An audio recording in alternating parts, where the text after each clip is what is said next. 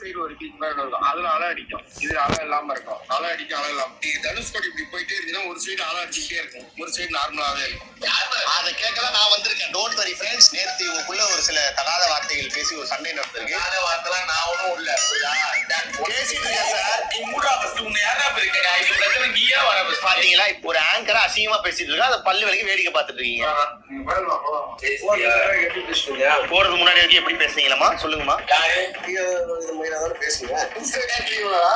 ஓடிட்டாரு. இப்ப தும்புறா பேச ஆள் இருக்காரு. உலகத்தோட தொடர்பு இல்லாம தனியா இருக்கணும்னு நினைச்சீங்கனாலும் நீங்க இங்க வந்துடலாம். ஏன்னா இங்க எந்த நெட்வொர்க்கும் இங்க வராது. ஒரே ஒரு பாயிண்ட் மட்டும் தான் எங்களுக்கு வந்து என்ன நடந்தது தெளிவா நீங்க சொல்லுங்க. உங்களுக்கு தெரியும் பிரச்சனை. நான் ஏற்கனவே மைண்ட் டிப்ரெஷன்ல தான் இருக்கு. என்ன டிப்ரெஷன்? அதான்டா அந்த பிரச்சனை பிரேக் ஆகுதுல இருந்து ஒரு மாதிரி ரொம்ப என்ன பிரேக்? கிளாஸ் பிரேக்கா? நீ பேச வரல எச்சு ஊத்திருச்சு கீழே.